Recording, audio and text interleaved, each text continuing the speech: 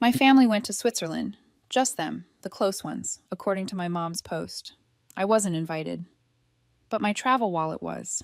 My bank statement showed 6 tickets, 4-star hotels, ski rentals. Then my brother accidentally texted me. He's too dumb to notice. I replied, he just did. I reversed every transaction and flagged their IDs on the booking platform. At 6:03 a.m., my phone vibrated 22 times. When my mom posted that photo with the caption, I thought it was some throwback from a trip I'd missed years ago. But something about the lighting and the clothes looked recent. I zoomed in. James was wearing the hoodie I gave him just last Christmas. The snow looked fresh. My dad was in his obnoxious red parka. It hit me. This wasn't a throwback. I scrolled through the comments. A family friend asked if the Alps were as beautiful as they looked. Another cousin wrote, "Wow, Switzerland, living the dream." And then I saw my aunt comment, "Surprised Selena isn't there with you guys." No one replied. The last time I saw them was 3 weeks ago. I'd suggested a family trip to Oregon, something small. A weekend in a cabin, hot springs, maybe some hiking. My parents looked uncomfortable. Mom said money was tight. James mumbled something about exams. I paid for lunch that day. I always pay lately. A few days later, my dad called, asking if I could keep the emergency credit card active, just in case. I said sure. I trusted them. It's not like they'd ever done anything that shady. But now I was staring at a picture of them in Zermatt with 2 strangers I didn't recognize at first. Then I realized those were my parents' friends, Steve and Donna, the kind of people who smuggle liquor into weddings and fight over karaoke at family events. Not family. Neither is James's girlfriend, who showed up in the background of another shot, sticking her tongue out on a ski lift. I opened my banking app, not even sure what I was expecting. 6 airline tickets, San Francisco to Zurich, over $8,700 in charges, all within 2 days. 4-star hotels in Interlaken, train rides, ski rentals, fondue reservations, even a damn hot air balloon tour. All on my emergency card. That card had a $9,000 limit. They maxed it. I just sat there, not angry yet, just stunned, until James's message came in. He meant to text someone else. LOL. I stared at it for maybe a full minute. Then I typed back, he just did. And I got to work. I spent the next 2 hours on the phone. I reversed every transaction I could, flagged their IDs on the booking platform. They were using my travel wallet account.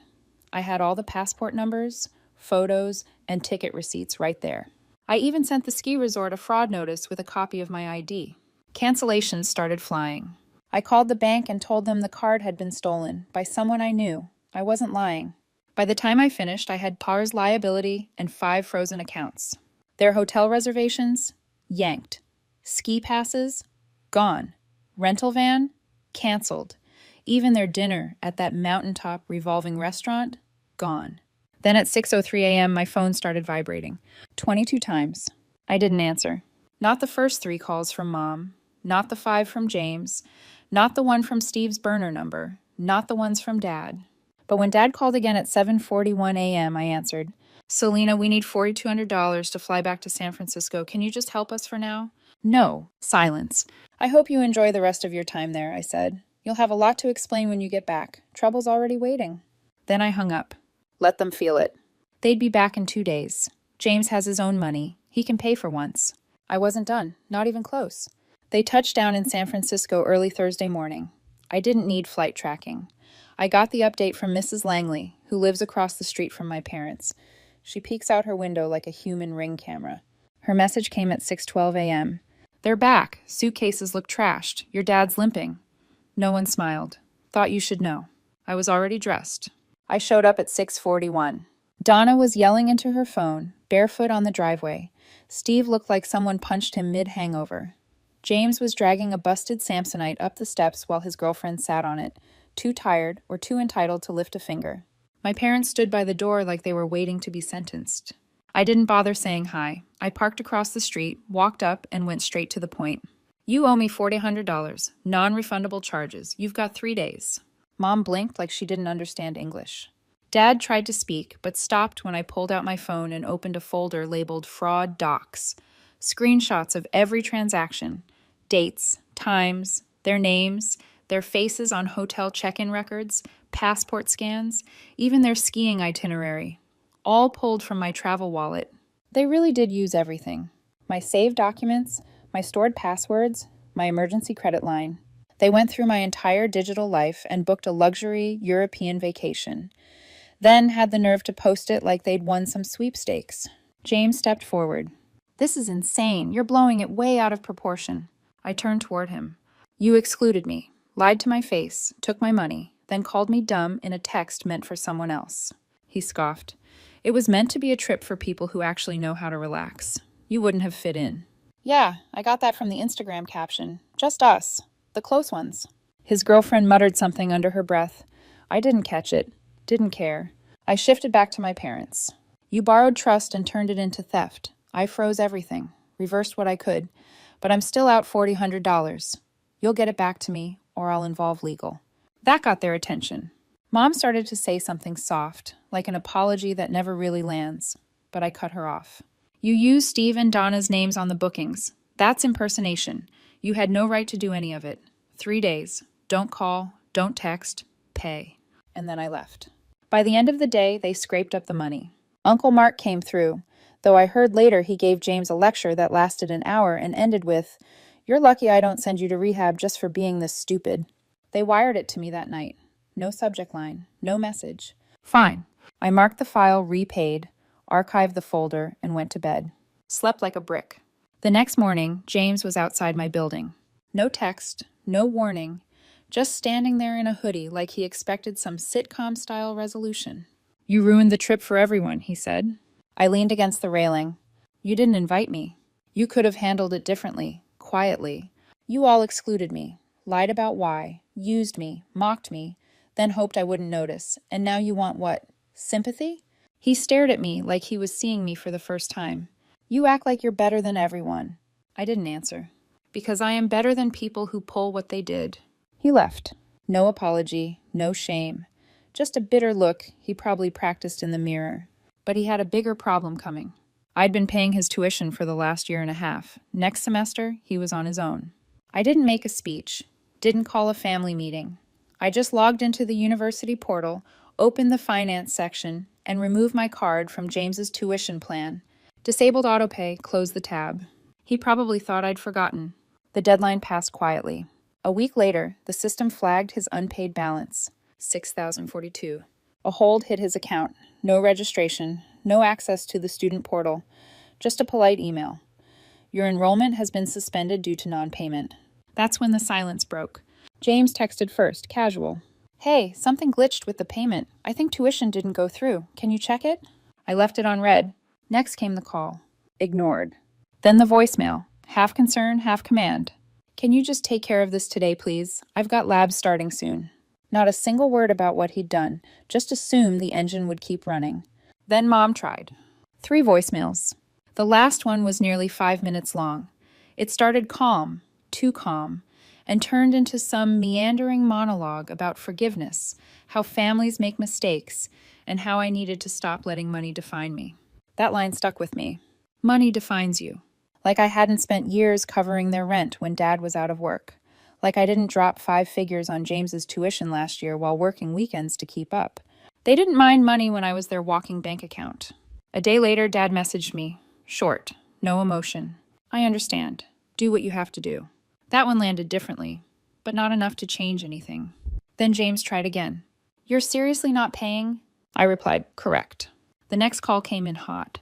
"You're a joke, Selena. You're ruining my future over a vacation. That's how small you are." "No, I'm holding you accountable. That's how tired I am." "You don't get it. I need this semester. I'm behind already." "I didn't ask you to book ski trips with my card or post about it while pretending I didn't exist." "Jesus, you're bitter." "You're a thief." Then came silence. For a second, I thought he hung up. Then he said something I'll never forget. "You were never family. You were a wallet. You just don't like being empty now." I hung up. 3 days later, my aunt texted me. Not even one I'm close to.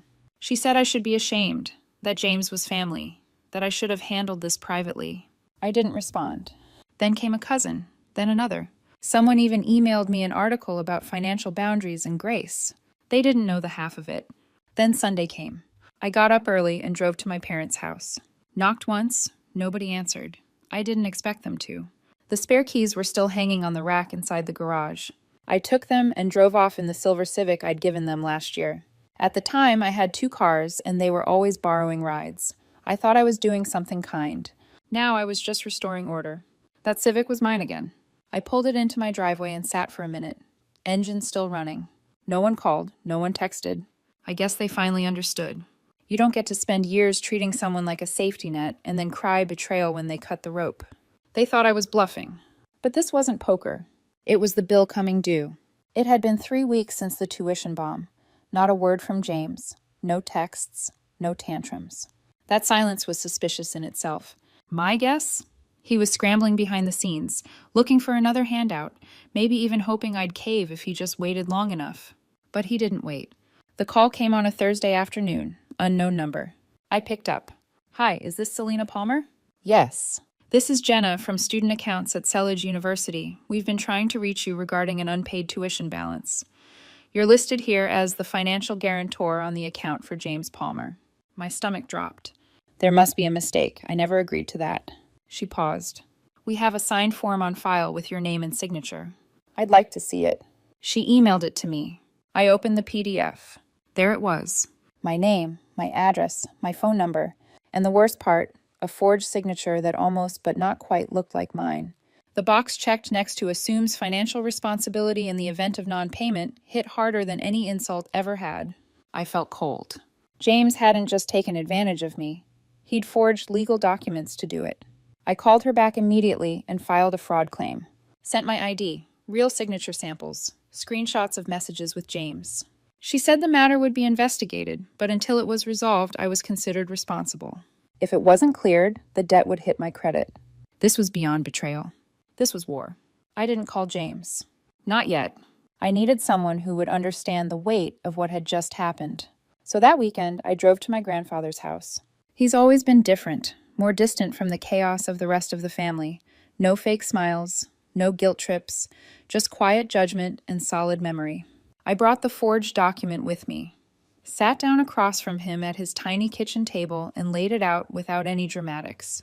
He read it slowly, then looked up at me and asked just one question. Did you already report it? Yeah. He nodded once, stood up, walked into the back room, and came out with a small lockbox. I'd never seen it before. He unlocked it, pulled out a folded deed, and handed it to me. It was for the family lake cabin, the one I hadn't been to since I was 13. I'm giving this to you, he said. No one else deserves it. I'll call my lawyer on Monday. I just sat there holding the deed, unsure how to react. He'd never given anyone in our family anything like that before. Then he added, I always knew you were the only one who'd grow up. On the way home, James finally broke the silence. I saw his name flash across my screen. I let it ring twice, then answered. I need you to stop, I said. I know you told the school. You forged my name. I had no choice, Selena. I thought you'd be cool about it, like always. Cool about fraud? It's $6,000. You could have just paid it. I could have, but you made sure I wouldn't want to. There was a pause, then he switched gears. I'm going to get kicked out. I can't register. They're threatening collections. Are you seriously going to leave me hanging like this? Yes. You're heartless.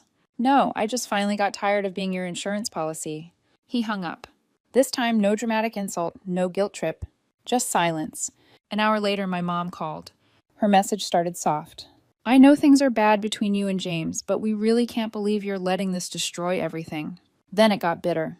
You're acting like we're strangers. No. I thought, you made me a stranger the moment you booked flights to Switzerland with my card and captioned it, just the close ones.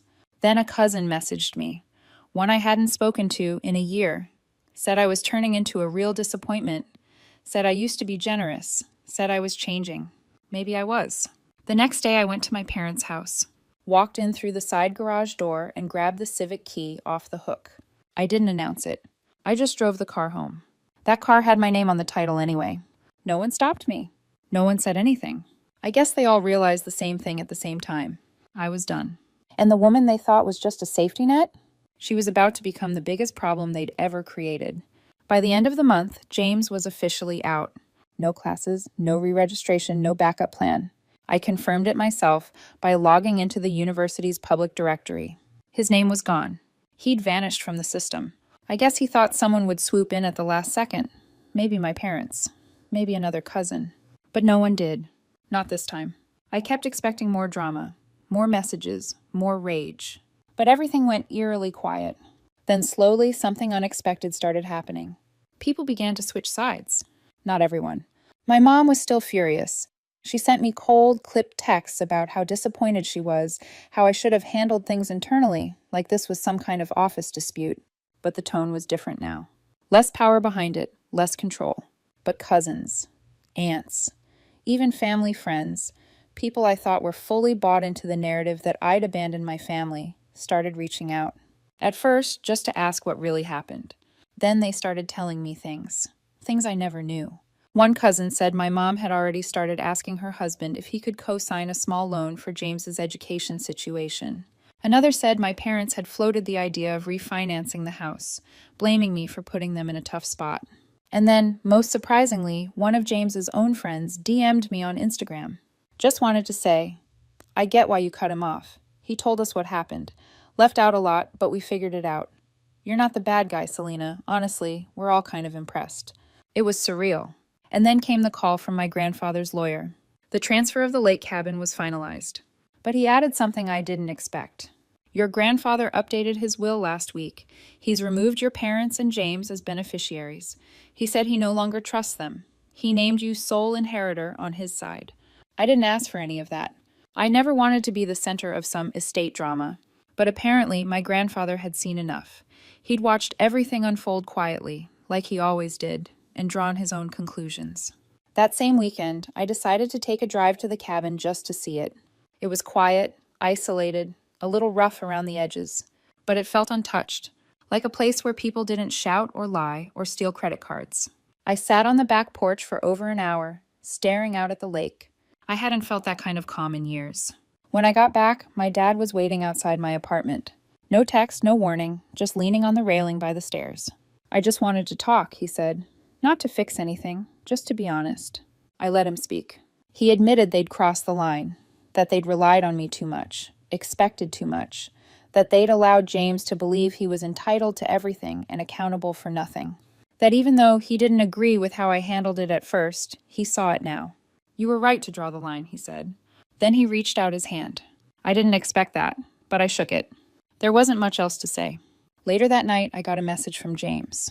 All you had to do was help like before. You destroyed everything. I read it once, then again. Then I archived the thread and moved on.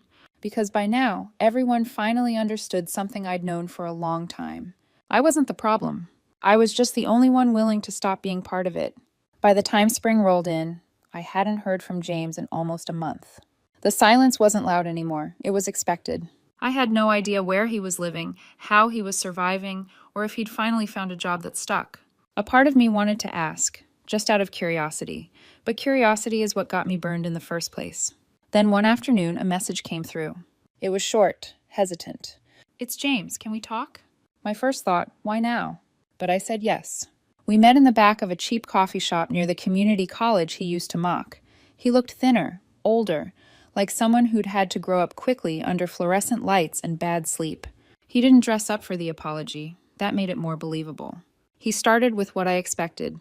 Said he knew he'd gone too far, that he didn't understand what I was carrying until it all fell back on him. Said he made excuses for years because it was easier than changing. But then he said something different. I didn't just screw up your money. I screwed up how you saw all of us. I think that's what I regret most. I let that sit for a second. I don't hate you, I said, but I don't trust you either. He nodded, said he didn't expect me to. Then he offered something I absolutely didn't expect. I want to pay you back. I actually laughed. Not because it was funny, because it sounded impossible. He didn't flinch. James, little by little, even if it takes years. I didn't answer. I just stood up, nodded, and walked out. I didn't tell him to keep in touch. I didn't offer to help him get started. I didn't hug him or forgive him or make a big scene. I just left it where it was. Some debts aren't about money. And some peace doesn't come from fixing things. It comes from leaving them broken and choosing to move forward anyway. That weekend, I drove to the cabin again. The air was still cold, the lake half frozen, but I opened all the windows anyway. Let everything air out. I made a fire, drank coffee on the porch, and didn't look at my phone once. It was the first time I realized I didn't feel like I was protecting my peace anymore. I was just living in it. The cousin who once called me cold texted again a few days later. He asked how I was, said he admired how I handled everything, said it made him rethink how much he'd let people use him too. People noticed. They were watching. Turns out, standing up for yourself makes a lot of the quiet ones feel braver too, even the ones who never said a word when you were being pulled apart. 2 weeks later, I went to see my grandfather again. We didn't talk about James or my parents or anything dramatic. Just sat on his porch, watching birds fight over crusts of bread like it was life or death. Then he turned to me and said, "I thought you'd grow bitter from all this." "I thought so too," I said. "But you didn't. You just got stronger." That was it. No long speeches, no final lessons. Because I already had what I needed. The money didn't matter anymore. The tuition, the trip, the fake signatures, the betrayal. It all became background noise. Because the most important thing I got out of this wasn't the lake cabin. It was proof that I never needed any of them to be whole. And the moment I stopped letting them chip away at me, I became someone they could never break again. It's been a year since Switzerland. Since the text that lit the fuse. Since I pulled back every dollar, shut off every faucet, and let the bridge burn itself down. James never paid me back, not a cent. But he never asked for another either. He's working full-time now. Last I heard, warehouse shifts. Something with night hours. Not glamorous, not what he planned, but honest and quiet. My parents still haven't apologized. Not really. They circle around it. They ask how I'm doing. They send a birthday card, unsigned, like some generic obligation. As if small gestures might patch something deep and broken. I don't chase it, I don't ignore it. I just let it be. The family talks about me differently now. Less like I'm cold, more like I did what they wish they'd had the courage to do. Boundaries are contagious, it turns out. Since then, 2 cousins stopped lending money to their parents. Another one left a toxic family group chat altogether. And me? I've stopped explaining myself. I used to narrate every decision, soften every stance, pad every truth with disclaimers, just to keep the peace. Now I don't. Now I just say no, or nothing. And let the silence do what it needs to do. Sometimes peace isn't soft. Sometimes it's heavy, like a locked door, like walking away. But it's still peace. There's something strange about losing so much and feeling more whole afterward. I don't miss the calls that came with strings. I don't miss being someone's backup plan. I don't miss being needed so much that I disappeared in the process. The lake cabin became a kind of ritual. Every month I drive up there.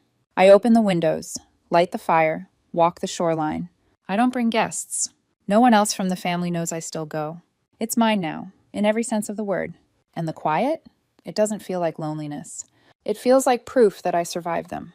That I survived being made into a utility, a backup, a bank account with a face. I look back sometimes, not with regret, but with clarity. They were never going to stop taking, not until I stopped giving. And I did. Maybe a little too late, maybe just in time. One of my aunts ran into me at the grocery store a few weeks ago, the one who once said I should be ashamed for what I did to James.